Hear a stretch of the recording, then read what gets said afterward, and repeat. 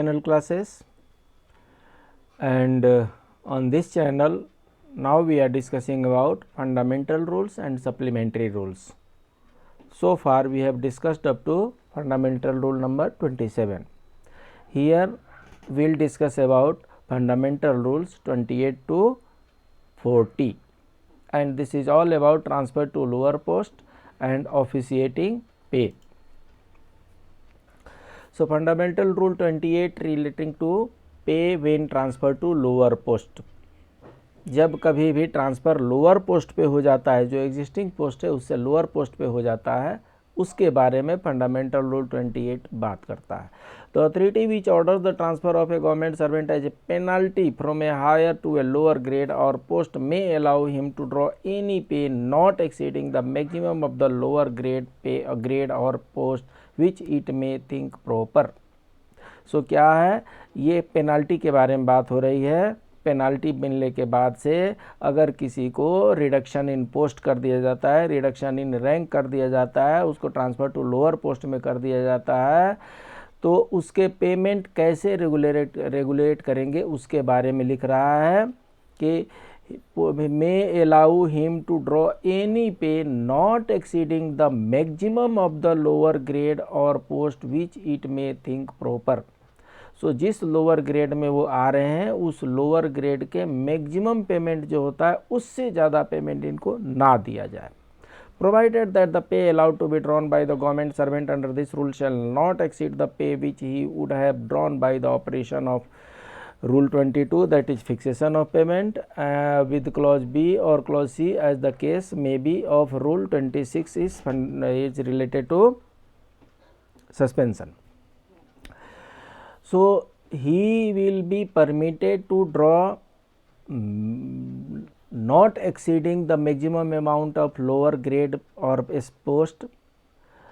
It has again the sub clause that if he is under suspension then he should not get the more than the subsistence allowances also. Fundamental rule 29, reduction as a measure of penalty to a lower stage.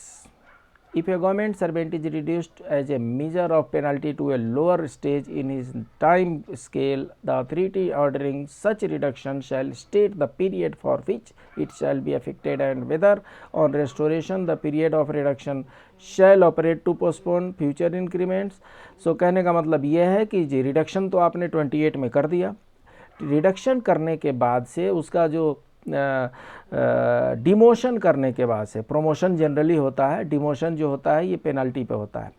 तो अगर उसको penalty दिया गया, major penalty दे करके उसका demotion कर दिए, demotion करने के बाद से डिमोशन का जो ऑर्डर होगा, रिडक्शन का जो ऑर्डर होगा उसमें मेंशन किया रहेगा कि ये रिडक्शन कितने महीने के लिए है, कितने साल के लिए, कितने वर्ष के लिए है, और जब वो रिडक्शन ख़त्म हो जाएगा तो उसके इफ़ेक्ट क्यूमुलेटिव होंगे कि नॉन क्यूमुलेटिव होंगे, ये सारे मेंशन करने हैं. If a government servant is reduced as a measure of penalty to a lower service grade और pay post to a lower scale, the authority ordering the reduction shall specify, और क्या क्या specify करेंगे, the period for which the reduction shall be effected, कितने period के लिए reduction होगा, and whether on restoration the period of reduction shall operate to postpone future increments and if so to what extent. So ये cumulative होगा कि non cumulative होगा उसी के बारे में क्लियर बता रहे हैं. The government servant shall regain his original seniority in the higher service grade or post on his restoration to the service grade or post from which he was reduced. So जिस period के लिए 1 year के लिए reduce किए जा रहे हैं, तो on completion of 1 year he will be restored to his original seniority. Fundamental rule 29 है, where an order of penalty of withholding of increment of a government servant or his reduction to a lower service grade or post or to a lower time scale or to a lower stage in a time scale is set aside or modified by a competent authority on appeal or review, the pay of the government servant shall not notwithstanding anything contained in these rules shall be regulated in the following manner। कहने का मतलब यह है कि किसी को आपने reduction in post करा दे दिया, देने के बाद से ही वेंट इन अपील, और अपील में जाने के बाद से जो ऑर्डर था वो सेट असाइड हो गया या मॉडिफाई हो गया, तो उसका जो रूल रेगुलेशन पेमेंट का होगा वो आगे के अनुसार होगा। If the said order is set aside, अगर ऑर्डर को ही क्वैश कर दिया, सेट असाइड हो गया, he shall be given for the period such order as the main force the difference. So अगर ऑर्डर क्वैश हो गया तो जो भी डिफरेंस लेस, जितने भी लेस पेमेंट मिले हैं उस लेस पेमेंट को वो एरियर के रूप में उनको मिलेगा। If the said order is modified, अगर मॉडिफाई होता है तो मॉडिफाई मान लीजिए पहले 2 साल का था, अभी 1 साल का कर दिया, 6 मंथ का कर दिया, 1 मंथ का कर दिया, तो अगर मॉडिफाई होता है तो जो कंडीशन के साथ मॉडिफाई हो रहा है उस कंडीशन के अनुसार उसके पे एंड अलाउंसेस रेगुलेट किए जाएंगे। एक्सप्लेनेशन में क्या दे रहे हैं, if the pay drawn by a government servant in respect of any period prior to the issue of the orders of the competent authority under this rule revise the believe salary and allowances other than the travelling allowances if any admissible to him during the period shall be revised on the basis of the revised pay. कहने का मतलब कि date of effective के अनुसार ही आपका revision होगा। जो भी डेट ऑफ इफेक्टिव है रिडक्शन का, जो भी डेट ऑफ इफेक्टिव है उसके मॉडिफिकेशन का, जो भी डेट ऑफ इफेक्टिव है उसके रेस्टोरेशन का, उसी के अनुसार आपका पे रेगुलेट होगा। उसके बाद से 29A के बाद से हम सीधे आते हैं 35 में, बीच वाले रिपील है। The central government may fix the pay of the officiating government servant at an amount less than that admissible under these rules। So pay during the officiating post की बात हो रही है। यहाँ पर 35, 36, 37 सबका हेडिंग यहाँ पर दिया हुआ है। So pay during officiating a post, the central government may fix the pay of an officiating government servant at an amount less than that admissible under these rules। सो अगर किसी को ऑफिशिएटिंग बिगर पोस्ट दिया जाता है तो उस बिगर पोस्ट का जो भी पे स्केल होगा उस पर गवर्नमेंट जो है ऑफिशिएटिंग अथॉरिटी का पे फिक्सेशन करने के बारे में रिकंसीडर कर सकती है।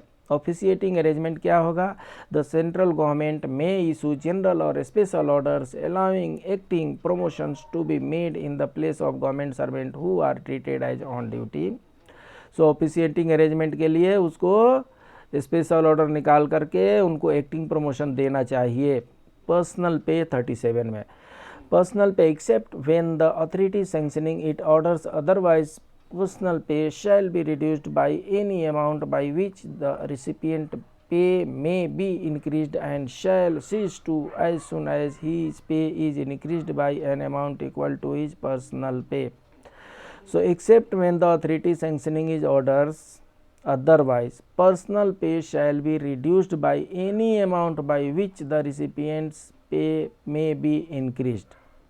सो पर्सनल पे क्या होता है, कभी कभी किसी विशेष काम को करने के लिए जाते हैं तो उस समय पर्सनल पे बढ़ जाता है, जब वो स्पेशल काम ख़त्म हो जाते हैं तो अकॉर्डिंगली वो पर्सनल पे रिड्यूस हो जाता है। ये फंडामेंटल रूल 37 के बारे में। सो जैसा कि मैंने पहले ही मेंशन किया है, इसमें फंडामेंटल रूल 30, 31, 32, 34 ये सब डिलीटेड है।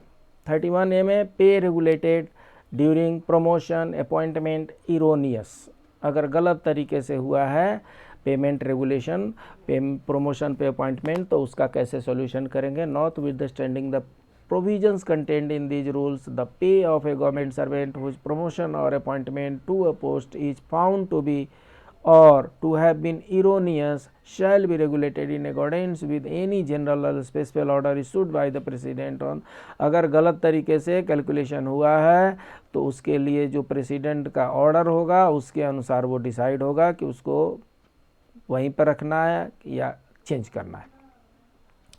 फंडामेंटल रूल 33 जो है ऑफिशिएटिंग पे के बारे में है। कई बार ऑफिशिएटिंग होता है, ऑफिशिएटिंग चार्ज मिलता है, तो ऑफिशिएटिंग चार्ज के बारे में, ऑफिशिएटिंग पे होता है कैसे होता है इसके बारे में। When A government servant officiates in a post, the pay of which he has been fixed at a rate personal to another government servant। हमने पहले ही पर्सनल पे की चर्चा की है। तो जब कोई भी स्पेशल वर्क हमें मिलता है, स्पेसिफिक टास्क हमें मिलता है, तो उसके अनुसार कुछ पर्सनल पे अटैच होते हैं। The central government may permit him to draw pay at any rate not exceeding the rate so fixed, और if the rate so fixed be a time scale may grant him initial pay not exceeding the lowest stage of that time scale and future increments not exceeding those of the sanctioned scale. So officiating pay में क्या होता है, government servant को अगर officiating post दिया जाता है तो he may be permitted to draw pay at any rate not exceeding the rate so fixed. कहने का मतलब कि ऑफिशिएटिंग पोस्ट, जिस पोस्ट के लिए जा रहे हैं उस पोस्ट का पे फिक्स होगा, उस पे फिक्स से ज़्यादा उनको नहीं मिलेगा, आर्बिट्रेरी नहीं होगा, मनमानी के अनुसार नहीं होगा। 39 जो है पे ऑफ टेम्पोररी पोस्ट। कभी कभी टेम्पोररी पोस्ट भी होते हैं, क्रिएट होते हैं और उनको फुलफिल भी किए जाते हैं। मैंने temporary post is created which may have to be filled by a person not already in government service. So नए आदमी से इस पोस्ट को भरना है, गवर्नमेंट सर्विस में जो है उनसे इस टेम्पोररी पोस्ट को नहीं भरना है। In that situation the pay of the post shall be fixed with reference to the minimum that is necessary to secure the services of a person capable of discharging efficiently the duties of the post। सो जो temporary post होंगे, temporary post के लिए जो पे and salary होगी उसको अलग से डिटरमाइन किया जाएगा। ये मिनिमम होगा उस पोस्ट के लिए which is necessary to secure the services of person capable of discharging efficiently the duties of the post। 10th पास से रिलेटेड होगा, उसके लिए अलग से मिनिमम फिक्स करेंगे। ग्रेजुएट के लिए अलग से मिनिमम फिक्स करेंगे। पोस्ट ग्रेजुएट के लिए रिक्वायरमेंट अगर वहाँ पे है तो मिनिमम। हम जब एजुकेशनल क्वालिफिकेशन की बात कर रहे हैं तो educational qualification required for the post की बात कर रहे हैं। अगर एजुकेशनल क्वालिफिकेशन रिक्वायर्ड 10th है और कैंडिडेट ने ग्रेजुएशन किया है, कोई फ़र्क नहीं पड़ता, क्योंकि उस पोस्ट के लिए जो मिनिमम एजुकेशनल क्वालिफिकेशन रिक्वायर्ड है उसी के अनुसार उनका पे एंड पैकेज तैयार किया जाएगा, फिक्स किया जाएगा। Fundamental rule 40 pay on temporary post filled by government servant. अब पहले तो 39 में था कि pay of temporary post filled by outsider. 40 में क्या है, pay on temporary post filled by government servant. When a temporary post is created which will probably be filled by a person who is already government servant, its pay should be fixed by the central government with due regard to the character and responsibility of the works to be performed and the existing pay of government servants of a status sufficient to warrant their selection for the post। सो जब किसी government servant को किसी temporary post के लिए join कराया जाएगा तो उनका पे स्ट्रक्चर को, उनका पे फिक्स करते समय ये ध्यान रखना है कि उनका कैरेक्टर एंड रिस्पॉन्सिबिलिटी, उनके कैरेक्टर एंड एंटीसीडेंट्स क्या रहे हैं, उनकी responsibility of work to be performed क्या है, और एग्जिस्टिंग पे स्ट्रक्चर उस गवर्नमेंट सर्वेंट का क्या है। 41, 42, 43 deleted. 44 is related to compensatory allowances। Compensatory allowance subject to the general rule that the amount of compensatory allowance should be so regulated that the allowances is not on whole a source of profit to the recipient. The central government may grant such allowances to a government servant under its control and may make rules prescribing their amounts and the conditions under which they may be drawn। So compensatory allowance, compensate करने का मतलब क्या होता है कि जो कुछ भी आपने एक्सपेंड किया है, एडिशनल एक्सपेंडिचर जो है आपका, उसको हम वापस कर रहे हैं, आपको कंपेंसेट कर रहे हैं, मतलब हम क्षतिपूर्ति कर रहे हैं। जो भी आपकी क्षति हुई है गवर्नमेंट जॉब को करने के लिए आपके पॉकेट से, उसकी पूर्ति गवर्नमेंट करती है, उसी को कंपेंसेटरी अलाउंसेस कहते हैं। किसी किसी को नॉर्मली ट्रांसपोर्ट अलाउंसेस सबको गवर्नमेंट जितने भी गवर्नमेंट सर्वेंट है सबको ट्रांसपोर्ट अलाउंसेस मिलते हैं। ट्रांसपोर्ट अलाउंसेस पर डीए भी मिलता है। कुछ गवर्नमेंट सर्वेंट ऐसे होते हैं जिनका मूवमेंट ज़्यादा होता है, जिनका मूवमेंट ज़्यादा है तो उनको क्या करते हैं, कम, जैसे एसबीआई में क्या करते हैं, एसबीआई में पेट्रोल अलाउंसेस देते हैं, पेट्रोल कंपेंसेटरी अलाउंसेस देते हैं। अगर वो पेट्रोल सिर्फ अलाउंसेज है तो पेट्रोल अलाउंसेस क्या हो गया, उस एरिया में 1600 होगा, उस 1000 में 24 लीटर होगा, 1000 अगर फिक्स कर दिया कि 1000 रुपीज़ है तो 1000 रुपीज़ मिलेगा। और अगर फिक्स कर दिया कि 30 लीटर के पेट्रोल का कॉस्ट मिलेगा, 50 लीटर के पेट्रोल का कॉस्ट मिलेगा, तो उतना पे किया जाता है उसको कंपेंसेट करने के लिए जो उसका एक्स्ट्रा खर्चा हुआ है। कई बार हिल कंपेंसेटरी अलाउंसेज मिलते हैं, कई बार हार्ड एरिया कंपेंसेटरी अलाउंसेज मिलते हैं, कई बार सी एरिया कंपेंसेटरी अलाउंसेज मिलते हैं, कई बार जिनके कपड़े ज़्यादा गंदे होते हैं उनको वॉशिंग अलाउंसेज भी दिए जाते हैं। तो ये सब कंपेंसेटरी अलाउंसेज का मतलब ये होता है कि जो भी आपका लॉस हुआ है, whatever the government servant incurred loss because of the performance of certain task of the government, he will be compensated to the loss। Compensation जो होगा, अगर 100 आपने खर्चा किया है तो 100 ही आपको मिलेगा, अगर 105 आपने एक्सपेंड किया है तो 105 मिलेगा, उसी को कंपेंसेटरी अलाउंसेस करते हैं। And it is regulated under fundamental rule 44। और इसमें ये गवर्नमेंट को एम्पावर कर रहे हैं कि गवर्नमेंट अपने अनुसार इसमें रूल रेगुलेशन बना सकती है। इसका मतलब कि कंपेंसेटरी अलाउंसेस पे रूल रेगुलेशन अलग से भी है, उनको हम बाद में चर्चा करेंगे।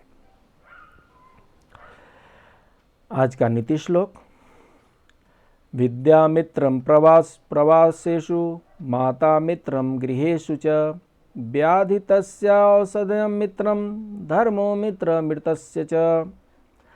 परदेश में विद्या मित्र है, घर में माता मित्र है, रोगी का औषधि मित्र है और मृत व्यक्ति का धर्म मित्र है। इसलिए अगर परदेश जाना है, अपना स्थान बदलना है, तो विद्यार्थी होना नित्यांत आवश्यक है। घर में अगर सुखी जीवन जीना है, माता का होना नितांत आवश्यक है। रोग से मुक्ति लेनी है तो औषधि का समय के अनुसार, समयानुसार सेवन करना आवश्यक है। और व्यक्ति को अगर मृत्यु के पश्चात मोक्ष की आकांक्षा है तो उसको धर्म का पालन करना चाहिए।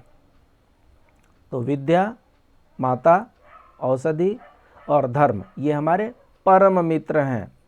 इनके संरक्षण में जाने से हमें संतोष भी प्राप्त होता है, मोक्ष भी प्राप्त होता है। So those you have not subscribe, please do like, subscribe, share and comment. आपके कमेंट से हमारी हौसला अफजाई होती है, हमें इनकरेजमेंट मिलता है फर्दर इसमें काम करने के लिए। ये हमारा डिस्क्लेमर है, इस डिस्क्लेमर को देख लें। जब कोई भी आपको